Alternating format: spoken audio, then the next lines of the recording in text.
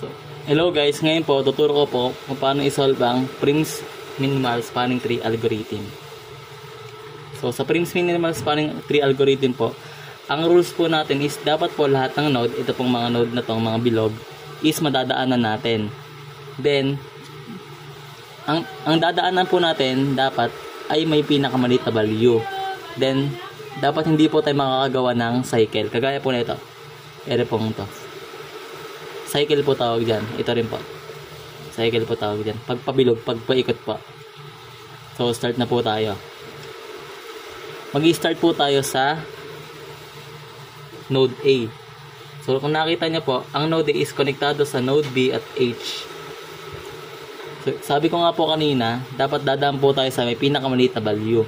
So, kaya po, dito po tayo dadaan sa node B. Guhitan po natin, tapos lagyan po na, kakapi po natin yung value na 4. Okay. Dapat po natin tandaan na dapat po natin i-consider lahat po ng node sa madadaanan po natin. Nandito na po tayo sa node B. Konektado po ang node B sa node C, tas node H. So, saan po tayo dadaan ngayon? Sabi ko nga po, sa may pinakamaliit na value po tayo dadaan. So, dito po tayo dadaan. Sa C. Ito pa. Copy.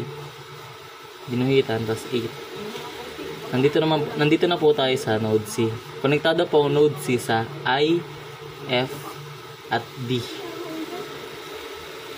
So, kung makita po natin, ito po may pinakamaliit na value. Kaya dito na po tayo dadaan.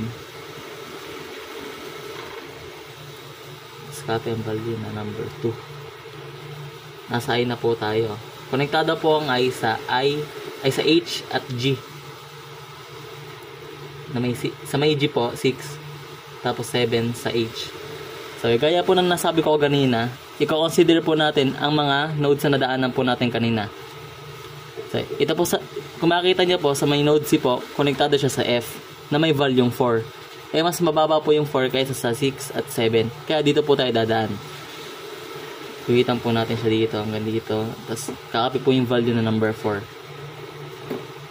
Nandito na po tayo sa node F.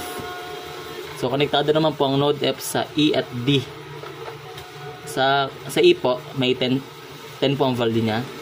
Sa 14, sa D, 14 ang value niya. Tapos sa G, ito ang value niya. Eh, mas mababa po yung 2. So, dito na po tayo dadaan. Sa G. Bigitan po natin. Tapos, copy yung value ng 2. So, konektado naman po ang G sa I at H. So, kung nakita niyo po, ito pong 1, konektado po siya sa G. Tapos po, ang 1 po, sa lahat po ng nodes na to, siya po ang may pinakamaliit na value. Kaya, automatic, dito na po tayo dadaan. Sa H. Tapos copy ang value. Nandito na po tayo sa H. Ang H po ay konektado po siya sa B na may volume 11, A na may volume 8, tapos I na may volume, ito nga po, 7. Sabi ko nga po kanina, dapat po i-consider po natin lahat ng value ng mga nodes na nadaanan natin. Kagaya po na ito. Itong mga 7, 6. Hindi po tayo pwede dumaan. Although 6 po pinakamaliit na value, hindi po tayo pwede dumaan. Bakit? Kasi po, pag dumaan po tayo dyan, makakagawa po tayo ng cycle. Kaya hindi po tayo po pwede dumaan. Dito rin po, sa portion na to, 7 din po. Hindi rin po tayo pwede mag-connect dyan kasi nga, makakagawa tayo ng cycle. Kaya ang pinaka-safest way po is C at D. Tapos, nasa number D, nasa letter D na po tayo, node D. Konektado po ang node D sa E at F. 9 at 14. Tapos consider po iba pang value. Itong 10. So, 9 po ang pinakamababa. Kaya dito na po tayo dadaan.